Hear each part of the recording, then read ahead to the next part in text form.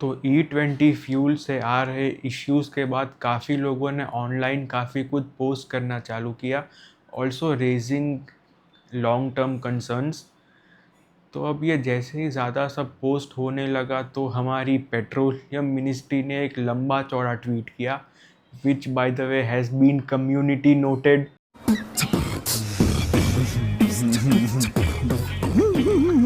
अब community notes ने तो बस एक ही पॉइंट हाईलाइट किया है, तो अब इस ट्वीट को पूरी तरह से वर्ड टू वर्ड डीबंक करने का काम तुम्हारा भाई करेगा आज। Now as per the first point, जिसमें सबसे पहले तो इंटरनेशनल एजेंसीज़ की बात की है कि थोड़ा ऐसा बात का वज़न पड़े कि भाई 10,000 किलोमीटर्स तक ही टेस्ट हुआ है और कोई सिग्निफिकेंट डैमेज नहीं हुआ। इसके बाद हमारी सरकारी एजेंसीज़ का रेफरेंस लिया गया। अब सरकारी एजेंसीज़ तो और क्या ही बोलेगी, अगर और कुछ बोला तो क्या पता कहीं ईडी ना पहुंच जाए। लेकिन इन सब में सबसे इम्पोर्टेंट चीज़ तो बताई ही नहीं ये लोग ने कि ये टेस्ट सारे E10 व्हीकल्स पे किए गए थे कि E20 पे। देख रहा है विनोद, अंग्रेजी बोल बोल के कैसे बात को घुमाया जाता है। अबे E20 व्हीकल्स का तो सवाल ही नहीं उठाया किसी ने। भाई हम सबको पता है कि अगर मैन्युफैक्चरर ने E20 कंप्लायंट कार्स बनाई है तो उनको डैमेज नहीं होगा E20 फ्यूल से। अब अगले पॉइंट में मल्टीपल पॉइंट्स है, तो हम सबसे पहले वाला जो फ्यूल एफिशिएंसी का है उससे चालू करते हैं। और भाई क्या सफाई से झूठ बोला गया है। ये देखिए मुंह पे चूते। इनके हिसाब से कंपेयर टू E10 खाली 1 to 2% का माइलेज में ड्रॉप आएगा, जो कि काफ़ी सारे लोग अपने पर्सनल एक्सपीरियंसेस से डीबंक कर चुके हैं, इंक्लूडिंग मी। अब ये लोग बोल रहे हैं कि E10 व्हीकल्स को E20 कंप्लायंट बनाया जा सकता है after market just by replacing plastic and rubber parts which are cheap. और अब तो ये लोग खुद ही अपने आप को कॉन्ट्राडिक्ट कर रहे हैं। मतलब एक तरफ बोला कि कोई डैमेज नहीं होगा और फिर बोल रहे हैं कि E20 कंप्लायंट बनाया जा सकता है, जो कि वो भी झूठ है। अब इन सब में ये लोग ने और काफ़ी ख़तरनाक चीज़ ऐड कर दी, ECU रीमैपिंग की। अब थोड़ा ECU रीमैपिंग को जान लेते हैं। ये जो ECU रीमैपिंग है, अगर किसी अंडर वारंटी कार में अगर ECU को हाथ भी लगाया तो सबसे पहले वारंटी वॉइड। और ECU रीमैपिंग मोस्टली बाहर ही किया जाता है, थर्ड पार्टी शॉप्स में।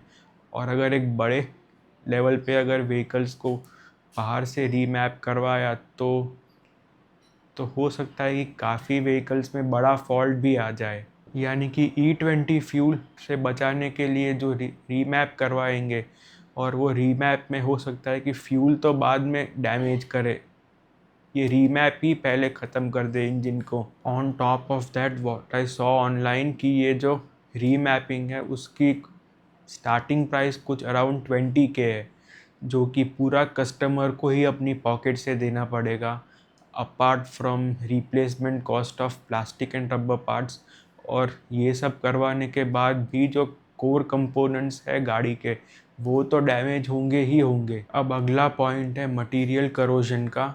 और इस चीज़ को तो चलो एक बार के लिए प्लास्टिक रबर पार्ट्स और महंगे ECU रीमैप के बाद यूज़ कर भी ले, और बाकी ये जो पार्ट्स है like piston, fuel tank, fuel pump, fuel linings, fuel injectors, इन सब की कोई गारंटी नहीं है कि ये कब किस में क्या हो जाए। On top of that ethanol के पानी अट्रैक्ट करने की वजह से फ्यूल टैंक और फिर इंजन में भी पानी भरने के चांसेस है। Now coming to the next point of environmental concerns, जो कि इस चीज़ का सबसे बड़ा स्कैम है, और जो ये बोला जा रहा है कि किसानों को फ़ायदा, किसानों को फ़ायदा, और अब इसका एक्चुअल फ़ायदा किसको, आई मीन किन फैक्ट्रीज़ को हो रहा है, और उन फैक्ट्रीज़ के एक बहुत बड़े ओनर हमारे।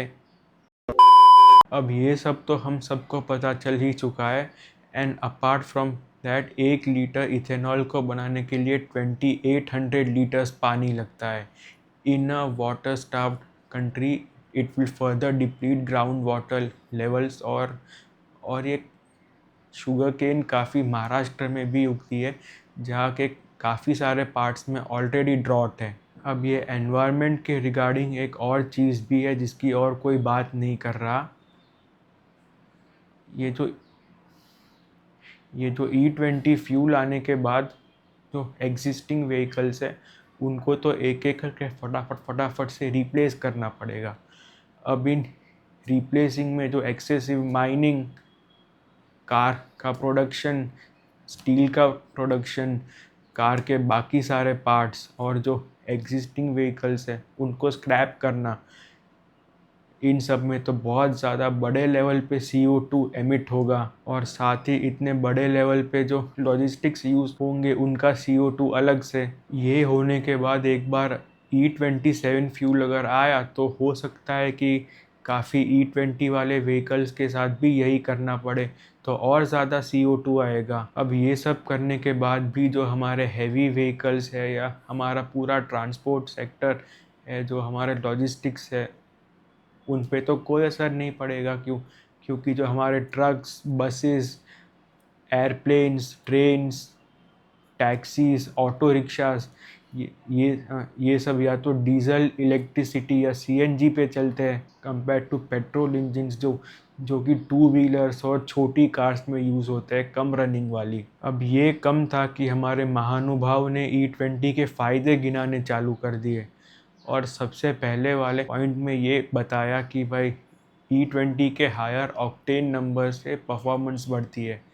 लेकिन पहले ही पॉइंट की तरह यहाँ पे भी नहीं बताया कि ये चीज़ खाली, ये परफॉर्मेंस वाला पार्ट खाली उसी पे अप्लाई करता है जो E20 कंप्लायंट GDI इंजिन्स हो। अब GDI इंजिन्स की बात कर ले तो ये स्कोडा VW में है, Hyundai किया की कुछ कार्स के टॉप एंड वेरिएंट्स में है, टाटा कर्व के हायर एंड वेरिएंट्स में है और महिंद्रा की भी कुछ कार के हायर एंड वेरिएंट्स में है। और बाकी सब तो बस महंगी कार्स में ही है। मास मार्केट में बस कुछ यही थोड़ी कार्स है जिनमें ये आता है। और GDI के साथ साथ ये फ्यूल हाइब्रिड के लिए भी सूटेबल होता है, पर हाइब्रिड में भी बस एक ग्रैंड विटारा, उसका टोयोटा रीबैज वर्जन और एक होंडा सिटी हाइब्रिड, पता नहीं वो अभी आती भी है कि नहीं, तो बस ये कुछ ही कार से और इनकी ज़्यादा कोई सेल भी नहीं होती। और हाँ, और जो सबसे बड़ा ऑटोमेकर है मारुति सुजुकी, उसने आज तक एक भी GDI इंजन लॉन्च नहीं किया कभी भी।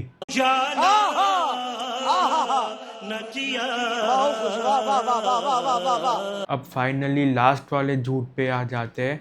अब क्योंकि ये ट्वीट का भी लास्ट पॉइंट ही है तो इसको लास्ट वाला झूठ ही बोल सकते हैं। इसके हिसाब से E20 फ्यूल यूज़ करने से काफ़ी सारी फॉरेक्स सेविंग होगी। अब इस चीज़ को तो हम हमारे पुराने वाले पॉइंट्स को ही एज रेफरेंस लेके आसानी से डीबंक कर सकते हैं।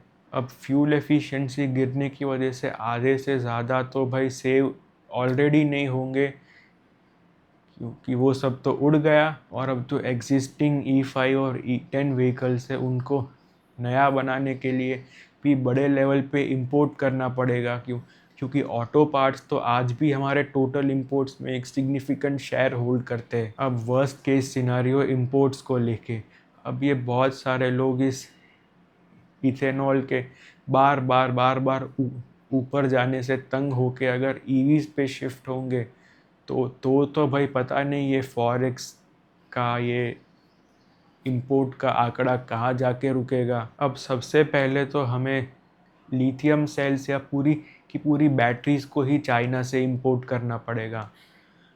और उसके बाद जो मोटर्स है, मोटर्स के लिए रेयर अर्थ मैग्नेट्स को लेके अभी भी चाइना से पंगा चल रहा है। मोटर्स को भी इंपोर्ट करे तो और कॉस्ट बढ़ जाएगी। एंड एज आई सेड कि हमारा पूरा जो public transport, aviation, railways, trucks, auto rickshaws, taxis ये सब या तो डीजल, सीएनजी या इलेक्ट्रिसिटी या फिर एविएशन फ्यूल पे चलता है। तो भाई इन चीज़ों में तो इंपोर्ट में ढेले भर का फ़र्क नहीं आएगा। तो इतने सारे पॉइंट्स के बाद इन लोगों ने खुद ही कंक्लूड कर लिया कि भाई इथेनॉल तो सभी इंजिन्स के लिए अमृत है। ये वाला फ्यूल डालने से तो धूम का बीजीएम बजने लगेगा। अगर वर्ल्ड वॉर 3 कभी हुई तो भाई सारी कंट्रीज इस इथेनॉल के लिए ही आपस में लड़ेगी।